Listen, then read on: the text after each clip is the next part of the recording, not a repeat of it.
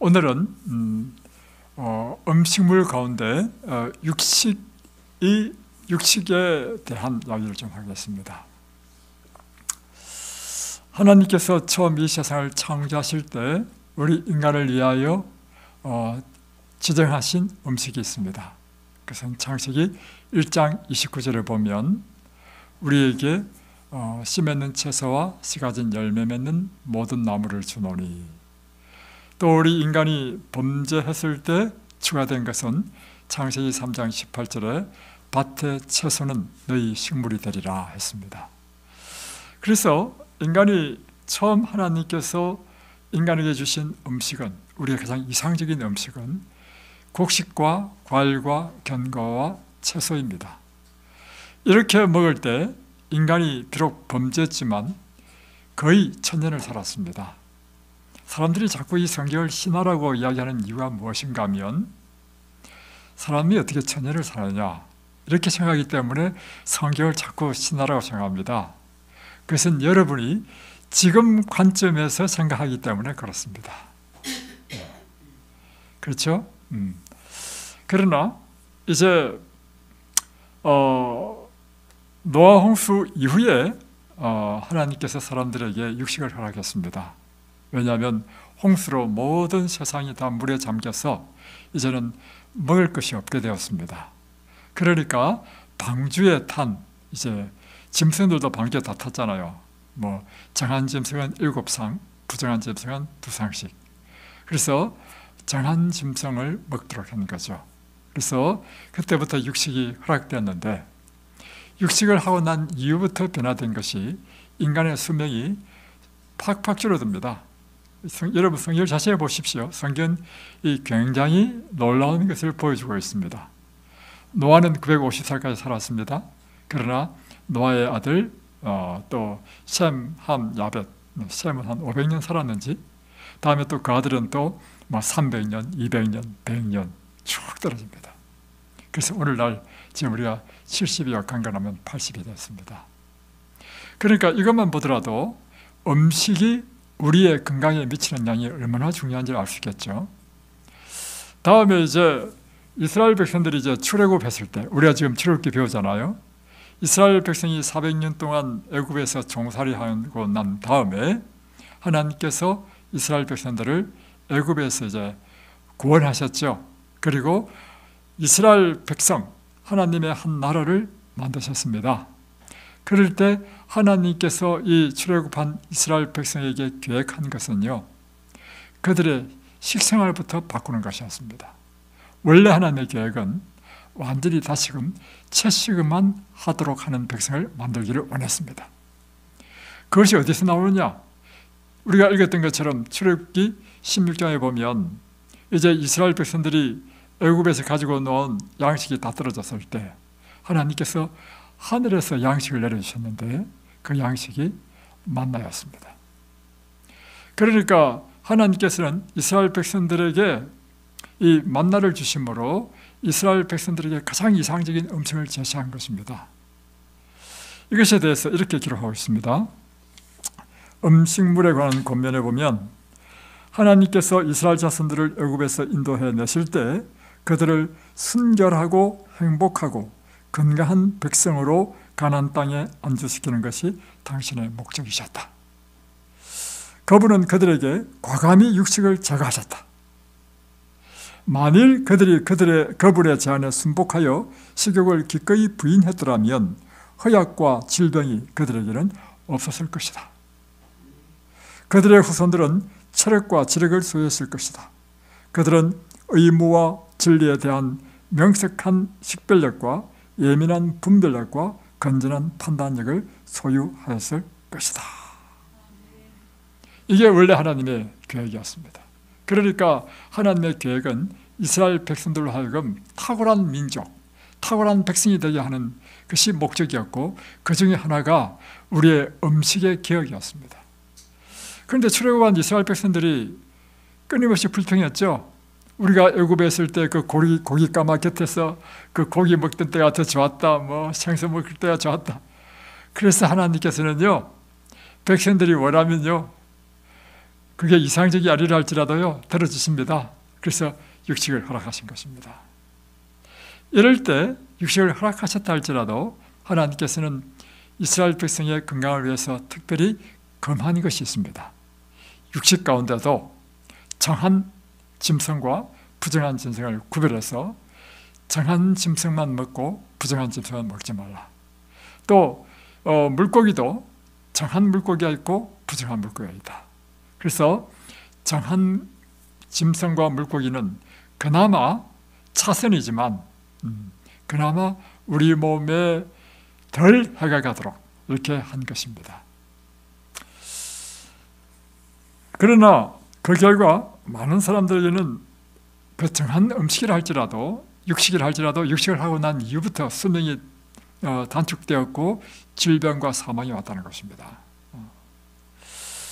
자, 그리고 또 하나는 이제 레위기 11장에 나오는데 정한 육식, 우리가 먹을 수 있는 육식이라 할지라도 특별히 그 육식에도 뭘 먹지 말아야 했냐면 기름과 피는 먹지 말아야 했습니다. 그러니까 우리가 고기 잡을 때 기름은 다 떼내야 됩니다. 근데 사람들이 이 하나님의 이 법칙을 알지 못하니까 삼겹살을 좋아하는데 왜 삼겹살이냐? 고기와 고기 사이에 기름이 끼어 있어야 이게 맛있단 말이에요. 그리고 또 하나는 무엇인가 하면 정한 짐승을 먹더라도 건강한 상태로 있는 동물을 먹도록 한 것입니다. 그래서 찢겨 죽은 동물이라든가 아니면 이 피를 완전히 빼지 않는 고기는 먹지 말라는 것입니다. 그 대표적인 것이 뭐냐면요, 목매달아 죽인 동물은 먹지 말라는 것입니다. 여러분, 개 좀 징그러운 이야기지만 개 잡는 거 보셨나요? 징그러워. 목매달아가지고 몸뒤로 때립니다. 그러니 그 피가 살 속에 다 피가 안 빠지죠. 그런 걸 절대 먹지 말라는 것입니다. 차라리 도살장에서 도살하는 것이 피를 다 빼니까 더 낫다.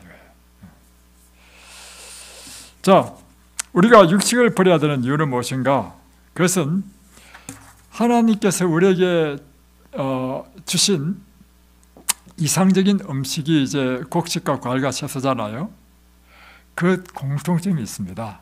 그 공통점은 다 뭐냐면 씨 가진 열매 맺는 모든 나무, 씨 맺는 채소.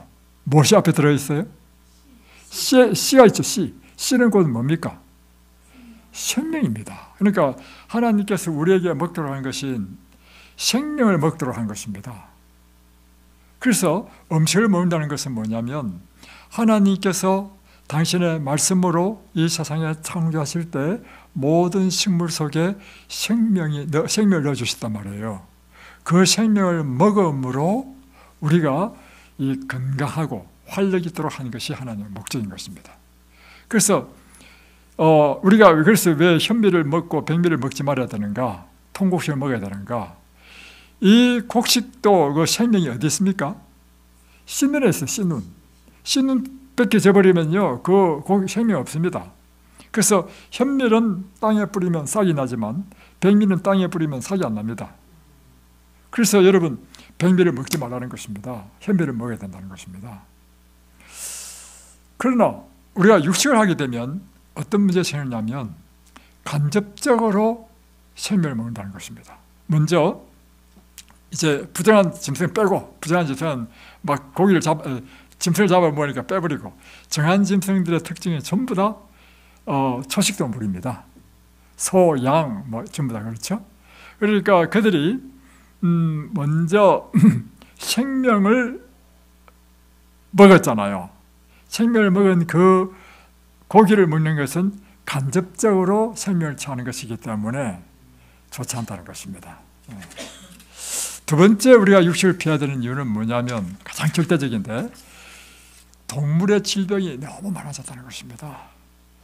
그리고 그 동물의 질병이 사람에게 전염된다는 것입니다. 이것이 굉장히 아주 심각한 문제가 되는 것이 바로 조류독감, 그리고 사스, 그리고 최근에 전 세계적으로 어려움을 준 코로나. 전부 다 뭐냐면 동물의 질병이 사람에게 전염되어서 일어난 질병이란 말이에요. 그러니까 오늘날 동물들이요, 환경이 나빠가지고 질병이 너무 많다는 것입니다. 그래서 그래 보면 이렇게 되어 있습니다. 가축의 질병으로 육식은 두려운 문제가 되고 있다.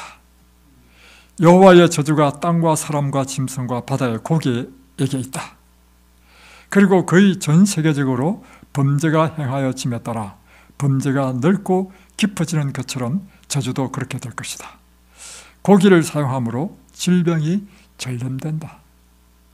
죽은 시체들의 병든 고기가 시장에서 팔린다. 그러니까 시장에 팔리는 고기는 어떤 고기냐면 옛날 같으면 이제 병들어서 이제 일도 못하는 이런 걸 시장에 판단 말이에요. 그래서 사람들은 질병균과 암균이 가득 찬 고기를 항상 먹고 있다. 결핵, 암, 그 밖에 치명적인 질병들이 이렇게 하여 육식을 함으로 우리에게 전염된다는 것입니다. 특별히 돼지고기는 먹지 말아야 되는데 돼지고기는요, 그 살 전체가 기생충 범벅이라는 것입니다. 그래서 성경에 보면 돼지는 그 만지지도 마라, 시체는 만지지도 말았습니다. 2016년 11월 달에 한국에 조류독감이 들어왔습니다. 그래서 양계를 하는데 오리를 또 키우는데 돼지를 키우는데 다음에 구제역, 다음에 조류독감으로 해가지고 6개월 동안 살처분했습니다. 살아있는 닭을 그냥 땅 파서 매장한 것입니다. 몇만 마리를 했냐면 3,200만 마리나 매장했습니다.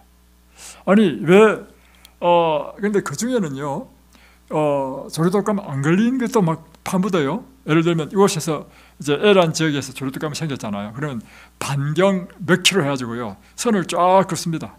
이 선 안에 들어오는 모든 양계장이라든가 뭐 오리, 뭐 돼지 키우는 데는요, 다 살집을 합니다. 그러면 멀리 있는 데는 전혀 병이 안 걸렸거든요. 안 걸린 것도 무조건 다 합니다. 왜냐하면 전염되었을 가능성 때문에.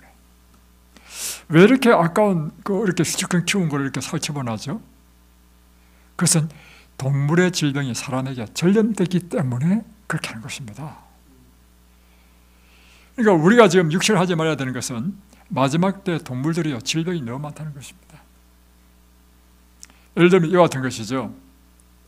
닭은 보통 이제 병아리에서 커가지고 6개월 정도 되었을 때 이제 우리가 이제 잡아 먹을 수 있는 닭이 되는데요.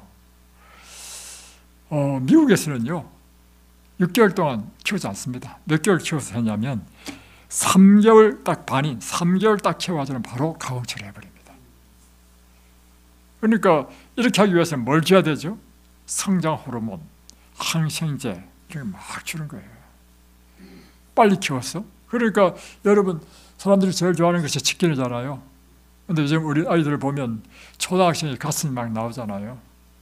그거 좋은 거 아닙니다.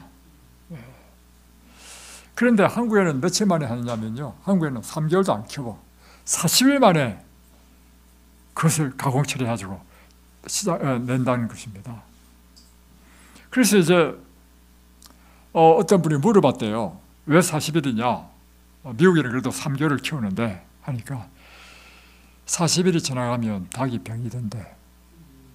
그러니까 병들기 전에 판다는 겁니다.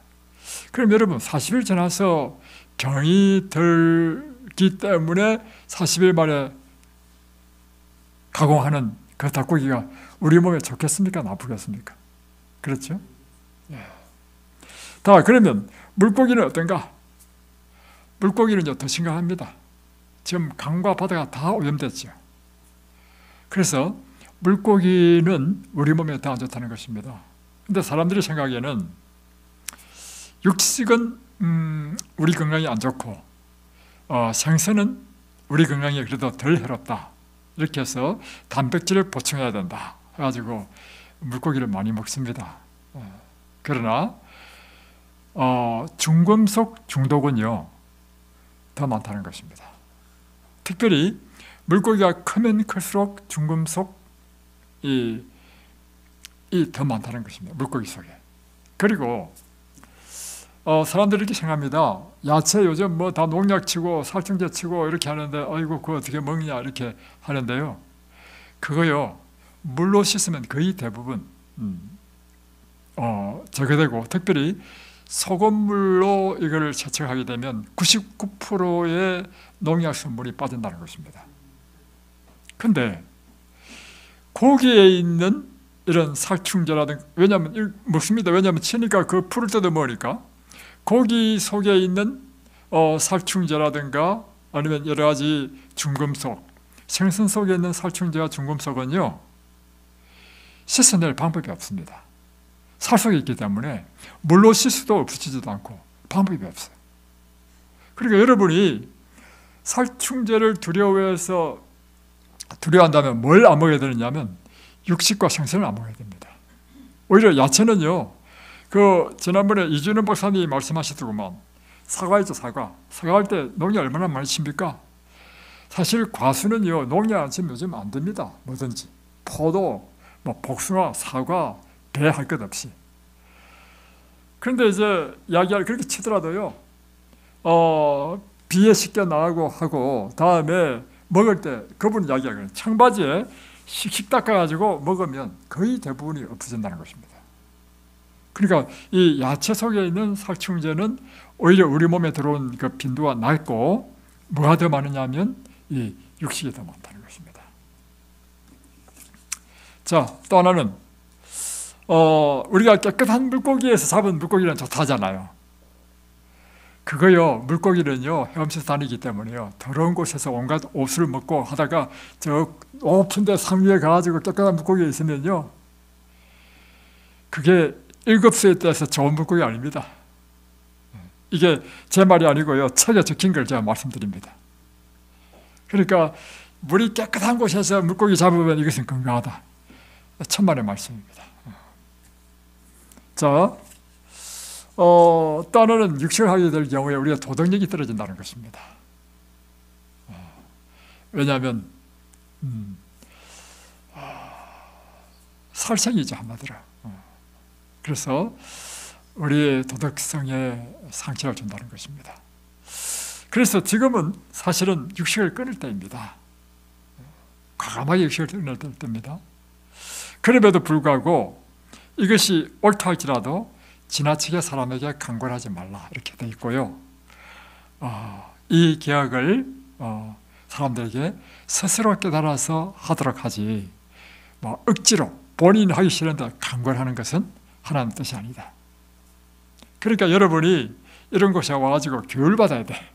교육을 받아서 여러분의 생각이 바뀌고 여러분이 자발적으로 그렇구나, 내가 이제는 육식을 하지 말아야 되겠다 이렇게 결심해서 끊어야만이 이것이 하나님의 뜻에 맞다는 것입니다. 자, 오늘은 이제 출애굽기 18장을 한번 보겠습니다. 출애굽기 18장에는 모세 장인이 이제 모세를 방문하는 이야기입니다. 1절, 모세 장인이며 미디안 제사장인 이드로가 하나님이 모세에게와 자기 백성 이스라엘에게 하신 일, 곧 여호와께서 이스라엘을 애굽에서 인도하여 내신 모든 일을 들으니라. 이제 모세가 사실 이제 미디안의 이드로의 집에서 살다가 이제 다시 애굽으로 와서 이스라엘 백성들을 출애굽시켰지 않습니까? 그리고 출애굽하면서 이스라엘 백성들에게 10가지 재앙을 내리고 이 애굽 사람들에게 10가지 재앙을 내리고 이스라엘 백성들을 출애굽시키고 홍해 바다를 가르고 하는 그 이야기가 누구에게 들리냐면 그의 장인인 이드로에게 들렸습니다. 그래서 이드로가 이제 이 모세를 만나기 위해서 오는데, 올 때 누구를 데려왔냐면 모세 아내 시보라와 그의 2 아들을 이제 데리고 온 것입니다. 2절, 모세 장인 이드로가 모세가 돌려보냈던 그의 아내 시보라와 그의 2 아들을 데리고 왔으니 그 하나의 이름은 게르솜이라. 이런 모세가 이르기를 내가 이방에서 나그네가 되었다 하며 하나의 이름은 엘리에셀이라. 이는 내 아버지 하나님이 나를 도우사 바로의 칼에서 구원하셨다 함이더라. 그러니까 지금 모세의 두 아들의 이름이 나오는데 하나는 게르솜이고 하나는 엘리에셀이었다. 이것입니다.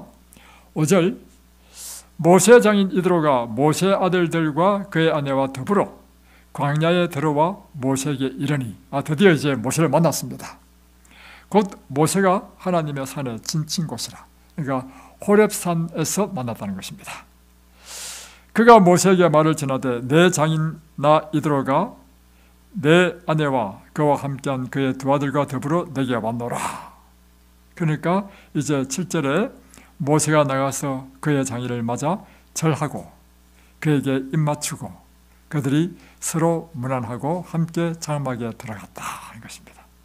이제 그림이 그려지죠. 이제 이드로가 모세 아내와 두 아들을 데리고 왔고 모세는 이 장인과 그의 아내와 아들을 맞이하면서 장인에게 절하고 입맞추면서 이제 자기 장막으로 인도했다는 것입니다.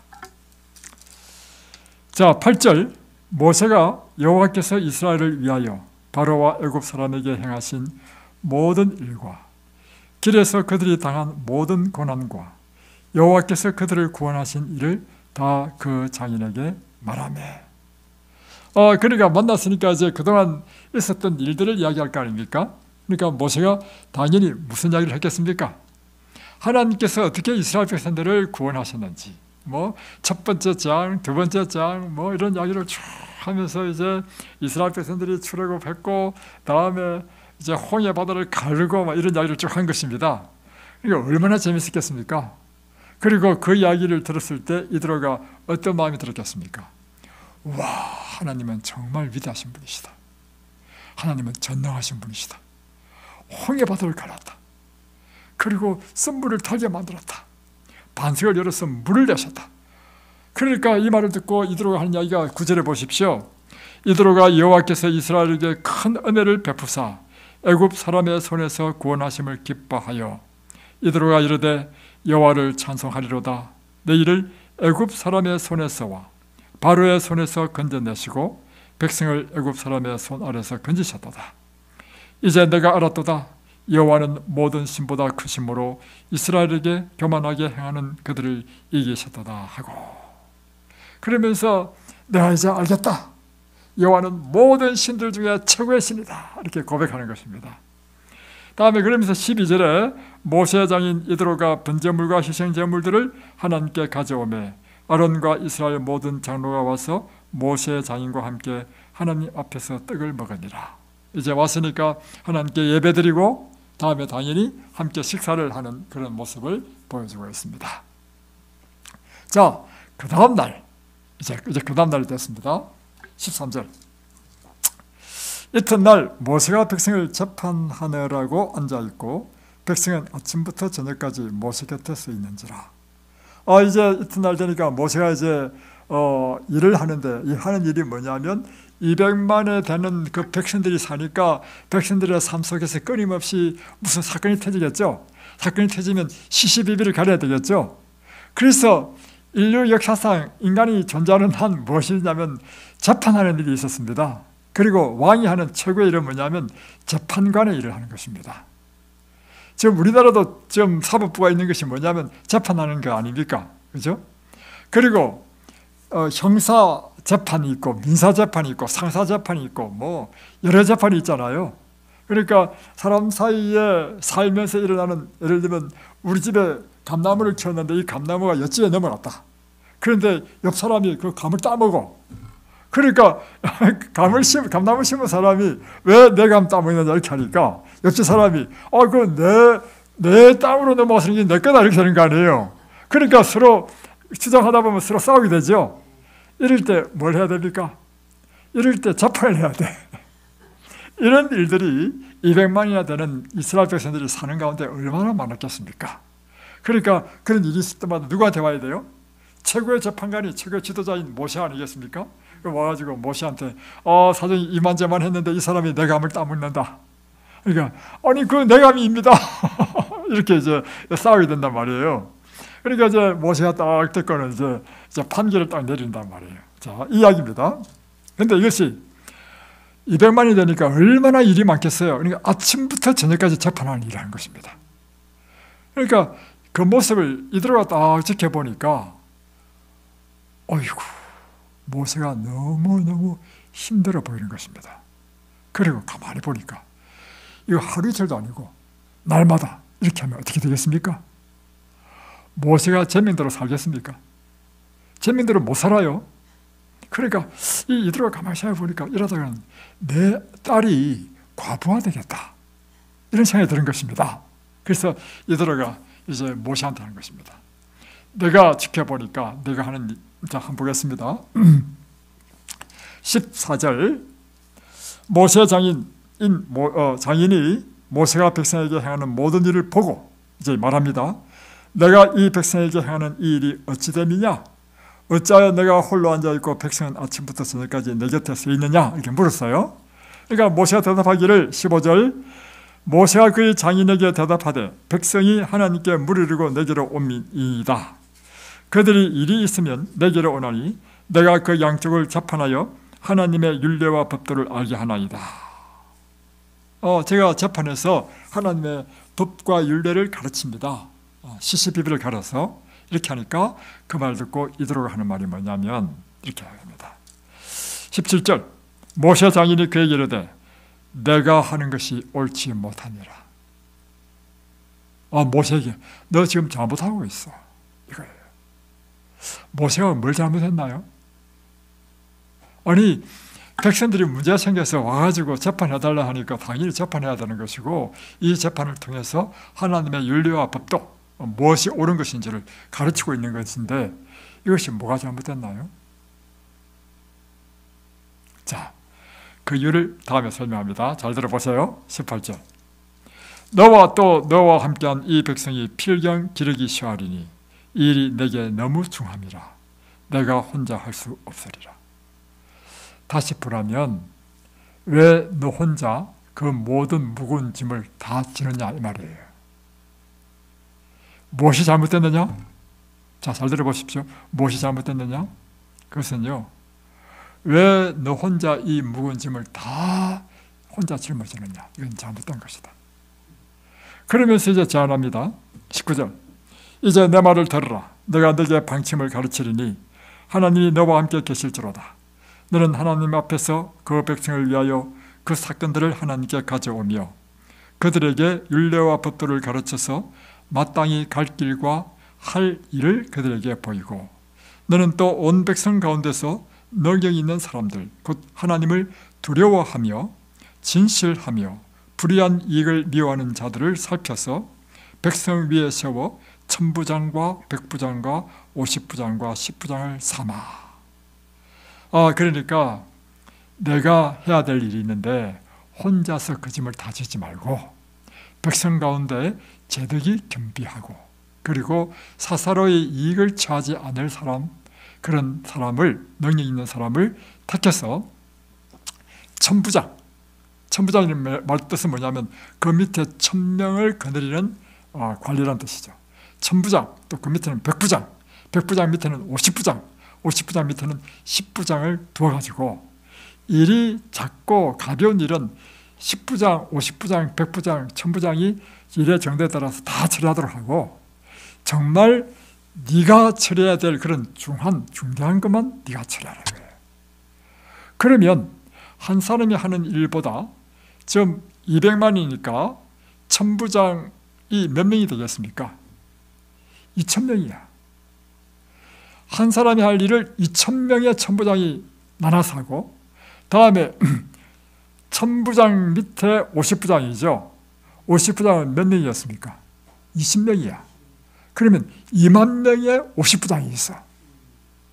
그러면 이제 2만 2천 명이 모시하는 일을 다 해주죠. 그 다음에 천부장 다음 100부장이지, 100부장. 100부장은 이제 10명이죠. 천부장 밑에 100부장 10명이 있어야 천부장이 될 거 아닙니까? 10명이니까 100부장만 하더라도요 10,000명이야. 50부장은 2만 명이 되고 10부장은 10만 명이야. 그러니까 혼자 할 일을 지금 몇이 하느냐 하면 10몇만 명이 나눠서 하는 거예요. 어떤 것이 더 지혜롭습니까? 이드로의 군대는 참 지혜롭죠? 바로 이렇게 짐을 나눠 사라 하니까 이 모세가 가만히 들어보니까 이드로의 장인의 조언이 정말 지혜롭거든요. 그래서 그 지혜를 따라서 이제는 이제 1000부장, 100부장, 50부장, 10부장을 다 뽑아가지고 이스라엘 전체 일을 체계적으로 이제 작은 일은 10부장, 해결 안 되면 50부장, 해결 안 되면 100부장 이렇게 밑에 있는 사람들이 다 알아서 하더라고요. 그러면 모든 사람이 분담하니까 이 모세는 짐이 훨씬 가벼워지고 또 1000부장도 자기가 혼자 다 하는 것이 아니고 나눠서 하는 것이 그 밑에 지금 50부장이 있고 또 10부장이 있잖아요. 100부장도 있고 이렇게 해서 일을 하는 것입니다. 참 지혜죠. 자, 그래서 이제 이 말대로 모세가 이제 24절 보겠습니다. 이에 모세가 자기 장인의 말을 듣고 그 모든 말대로 하여 모세가 이스라엘 무리 중에서 능력 있는 사람들을 택하여 그들을 백성의 우두머리 곧 1000부장과 100부장과 50부장과 10부장을 삼으매 그들이 때를 따라 백성을 재판하되 어려운 일은 모세에게 가져오고 모든 작은 일은 스스로 재판하더라.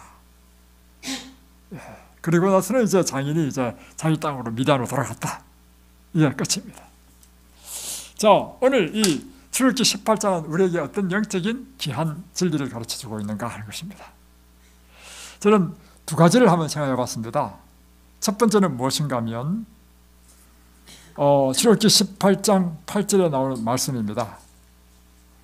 모세가 미디안 장인이 왔을 때 모세가 미디안 장인과 함께 나누었던 대화는 이것이었습니다. 8절을 한번 보겠습니다. 모세가 여호와께서 이스라엘을 위하여 바로와 애굽 사람에게 행하신 모든 일과 길에서 그들이 당한 모든 고난과 여호와께서 그들을 구원하신 일을 다 그 장인에게 말했다. 다시 말하면 하나님께서 이스라엘 백성에게 행하신 놀라운 역사를 쉽게 말하면 간증하기가 간증. 이 애굽 나라에서 하나님께서 나일강을 피로 만드시고 개구리 장, 2장, 8장, 원통 10가지 장을 내리고 마지막에 장자의 죽음의 이 10가지 장자의 재앙까지 하고 다음에 출애굽한 다음에 홍해바다를 가르고 하는 이 모든 것을 이렇게 이야기했다는 것입니다. 이것은 오늘 우리에게 무엇을 이야기하고 있습니까? 자, 저를 보십시오. 주목. 우리 주목. 제 눈을 맞추세요.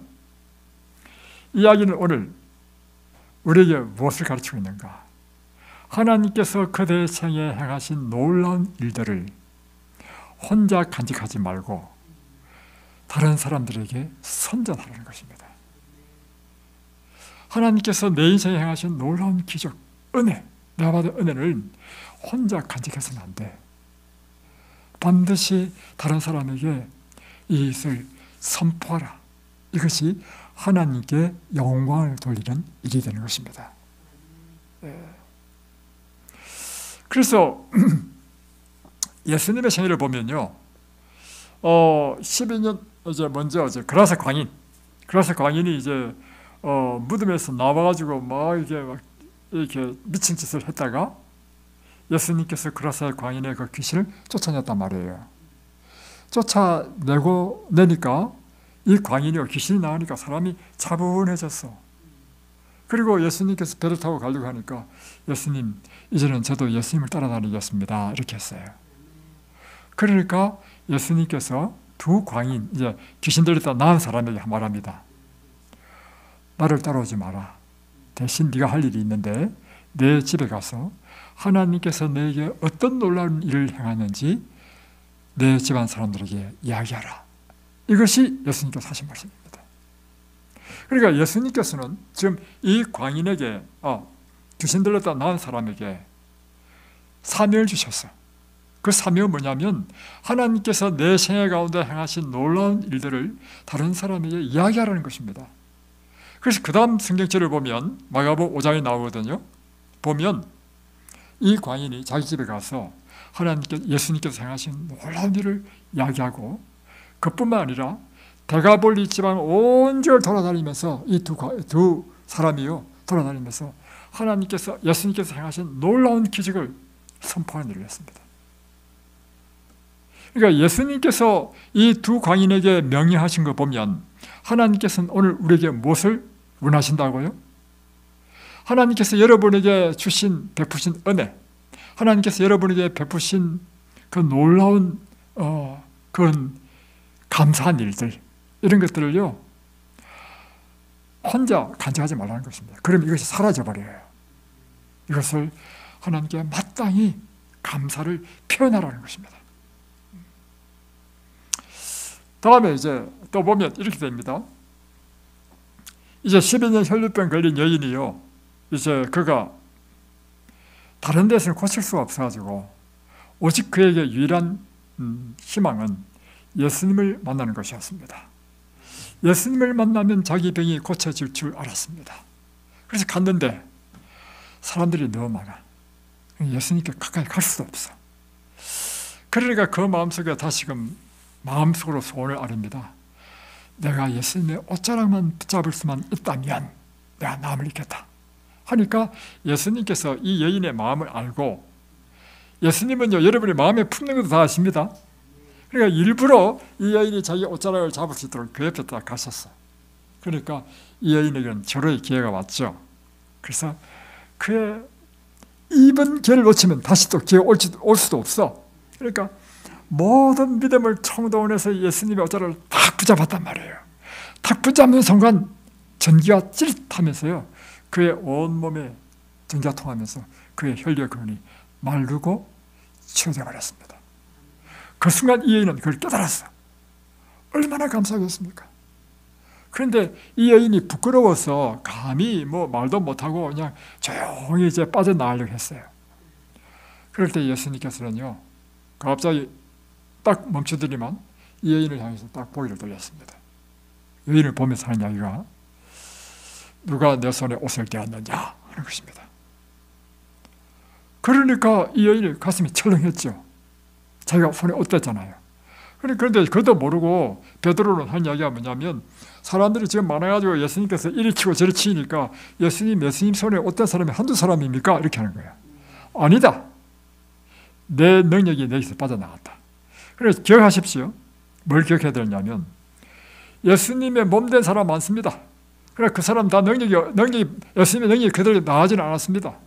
그러니까 여러분이 예수님을 만나더라도요, 예수님께 기도하고 하더라도요, 건성으로 하면 예수님의 능력이 우리에 들어오지 않아. 그러나 이 여인을 보십시오. 그 모든 믿음을 다하여 예수님의 옷자락에 손을 댔을 때 이게 뭐냐면 간절한 믿음으로 예수님을 붙잡은 사람입니다. 그러니까 능력이 빠져나간 거예요. 그러니까 이제 이 여인이 자기가 숨길 수 없음을 깨닫고는 예수님 발 앞에 엎드리고 이야기하기를, 예수님 사실 제가 이만저만하여 12년 동안 고통을 당한 사람이었습니다. 제가 예수님을 만나서 제 병을 고치기를 원했습니다. 그런데 사람들이 너무 많아서 못 뵙고 이제는 예수님의 옷자락만 붙잡던다 하더라도 나음을 입을 거라고 생각하고 옷자락을 붙잡았습니다 하니까 예수님께서, 그러니까 이 이야기 들으니까 모든 사람이 다 듣게 됐죠. 그 이야기를. 그러면서 사람들이 그 이야기 들을 때 어떤 생각이 들었겠습니까? 와, 예수님은 하나님 보내신 사람이다. 지금 이 여인의 이 말을 통해서 지금 뭘 하냐면 하나님께 영광을 돌리는 것입니다. 왜 하나님께서 우리에게 우리가 받은 은혜를 간증하도록 하냐면, 우리의 간증을 통해서 누가 영광을 받도록? 하나님께서 영광을 받도록.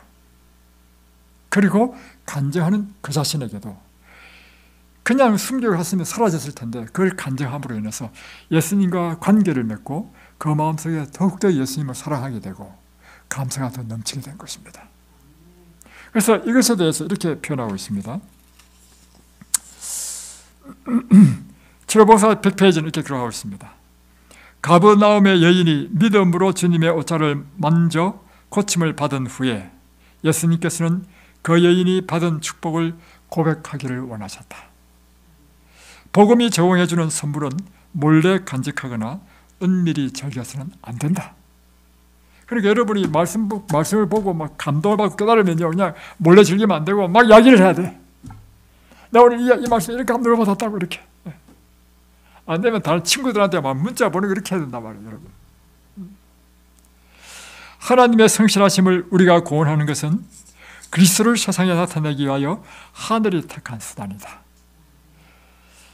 우리는 옛날에 거룩한 사람들을 통하여 알려진 하나님의 은혜를 인정해야 한다. 그러나 가장 효과적인 것은 우리 자신의 경험에 대한 간증이다. 그러니까 성경 보면 뭐 놀라운 일이 있잖아요. 홍해 바다 가르고 이런 이야기보다도 더 사람들에게 와닿는 것은 뭐냐면 내가 만난 예수님, 내가 경험한 예수님의 능력, 이것을 사람들에게 전할 때 그게 그 사람들에게는 더 강력하게 느껴진단 말이에요. 여러분이 전도할 수 있는 최고의 전도법은 뭐냐면요, 여러분의 경험을 이야기하는 간증 전도법입니다. 그러기 위해서는 여러분에게 무엇이 있어야 되느냐면요, 경험이 있어야 돼. 하나님 만난 경험, 하나님 나를 고쳐준 경험, 치료해주신 경험. 여러분, 아픈 사람에게요, 무엇이 막 눈에 확 들어오냐면 내가 이렇게 아팠는데 이든벨리 가지고 이렇게 해서 나았다 하면요, 사람들이 이것만큼 더 눈이 확, 아픈 사람의 경우에는, 안 아픈 사람은 자기 피로를 못 느끼기 때문에 모르지만 아픈 사람은요, 그 이야기 듣는 순간 눈이 번쩍 뜨는 것입니다. 그렇겠죠? 예. 그래서 이게 보면 이렇게 되어 있습니다.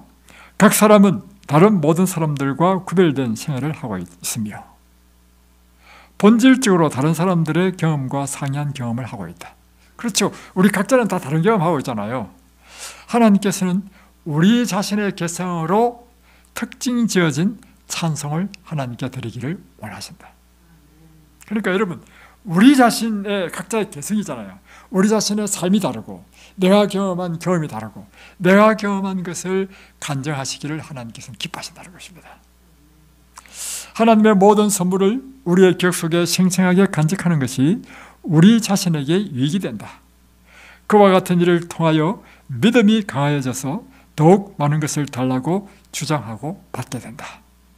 우리가 다른 사람들의 믿음과 경험에 대하여 읽을 수 있는 모든 기록에서 얻는 것보다도 우리 자신이 하나님께로부터 직접 얻은 가장 적은 축복 속에 우리를 위한 더 큰 힘이 있다. 그렇죠. 다른 사람 아무리 큰 경험했다 하더라도 그 경험보다도 뭐가 더 중요하냐면 내가 경험한 이 작은 경험이 더 중요한 것입니다. 맞죠? 두 번째, 그래서 여러분이 하나님의 은혜를 받으면 가만히 있지 마십시오. 그 은혜를 선전하십시오. 그러면 누가 영광을 받으신다고요? 하나님이 영광을 받으십니다. 두 번째, 이제 이드로가 모세가 하는 걸 가만히 보니까 모세는 잘한다고 하는 것입니다. 왜냐하면 얼마나 성실하고 자기 몸을 바쳐서 좀 일을 합니까? 아침부터 저녁까지. 그러니까 여러분 기억하십시오. 우리가 몸을 바쳐서 이렇게 일을 하고 헌신하면 하나님께 칭찬을 받을 것 같지만요, 하나님께서 보실 때 어떤 때는요, 얘야 너는 좀 어리석다 이렇게 말할 수 있다는 것입니다. 지금 모세가 그 꼴이야. 모세 입장에서는요, 내가 뭘 잘못했는데, 나는 정말 아침부터 저녁까지 내가 몸 바쳐서 내가 하나님 일을 했는데, 하나님께서는 이대로 하는 이야기가, 야, 내 하는 것이 선하지 못하다. 어떤 점에서요? 짐을 나누어 지지 않았다는 것입니다. 그래서요, 굉장히 중요한 교훈이 있는데, 혼자 짐을 지지 말라. 나누어져라. 다른 사람과 협력하라 하는 것입니다. 그래서 이 권면에 따라 모세가 1000부장, 100부장, 50부장, 10부장을 딱 하니까 혼자서 하던 일을요, 10부장만 하더라도요 200만이니까 20만 명이야. 그죠? 뭐 그 중에서 애들 다 빼고 하면 장년들만 예를 들면 한 100만 명 된다 하십시다. 그러면 10부장만 10만 명이야. 혼자 하는 걸 10부장이 10만 명한테 감당해주고 그 위에 50부장은 이제 나누기 5하면 2만 명이야. 다음에 또 100부장은 또 그 2분의 1이니까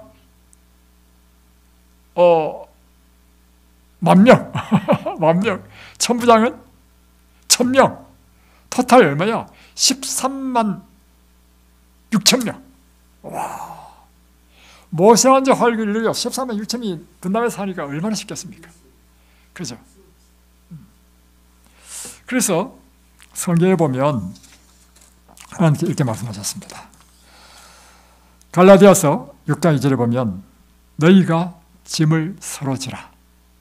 그리하여 그리스도의 법을 성취하라. 그러니까 성경의 원칙은 뭐냐면 너희 짐을 서로 분담하라는 것입니다.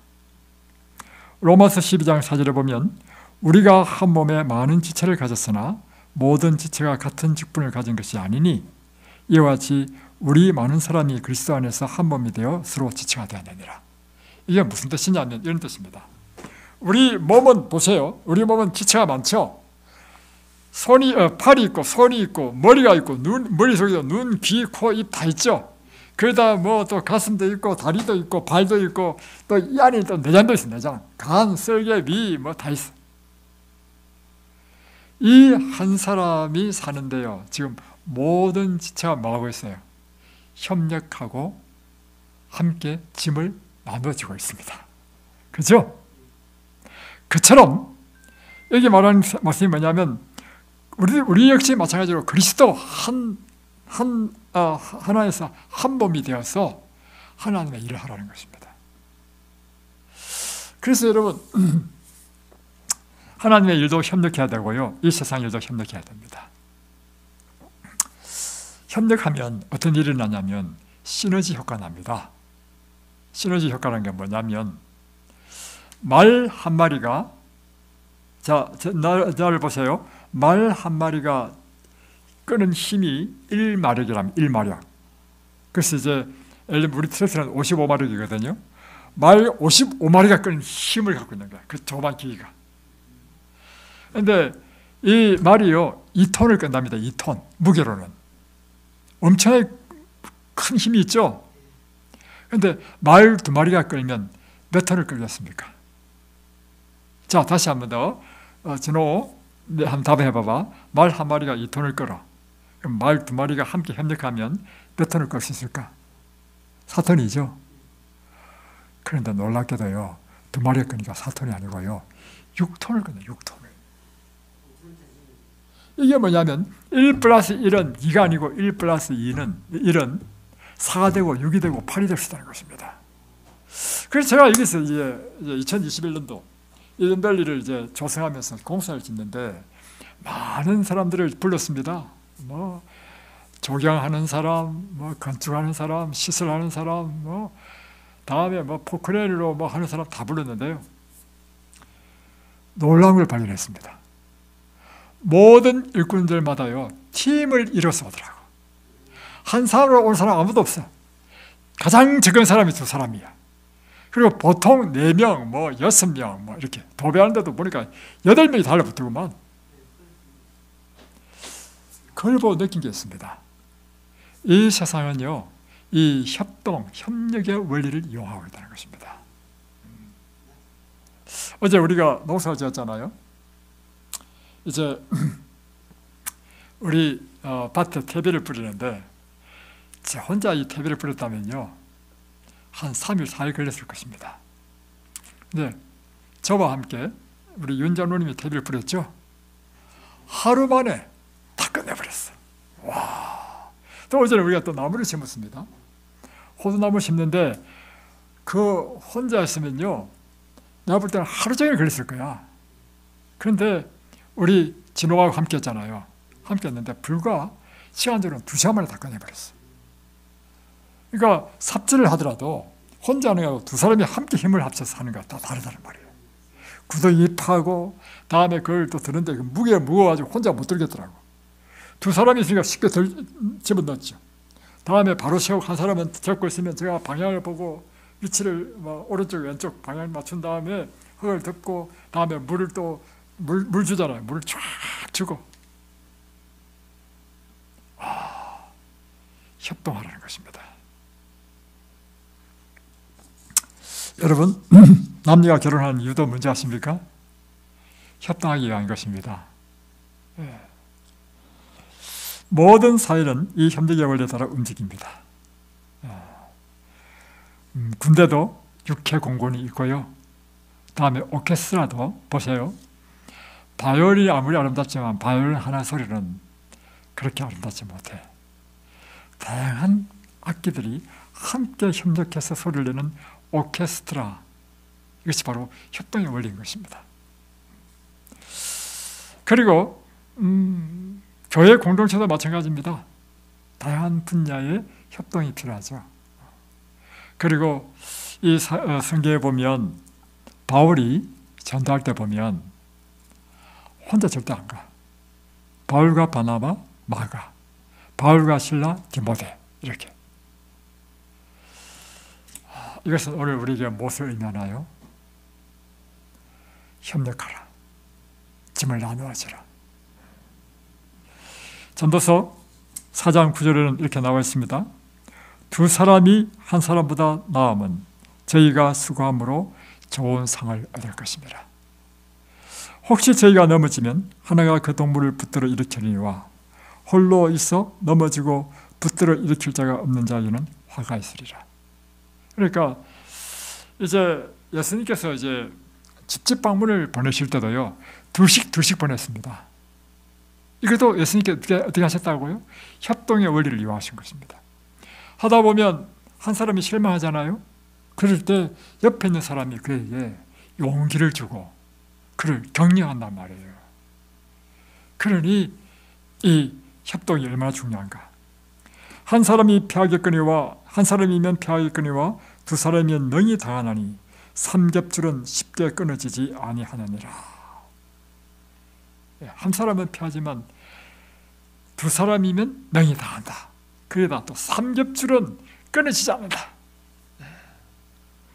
오늘 이 출애굽기 18장은 우리에게 짐을 나누어지라, 협력하라, 협동하라 하는 귀중한 진리를 우리에게 가르쳐주고 있습니다.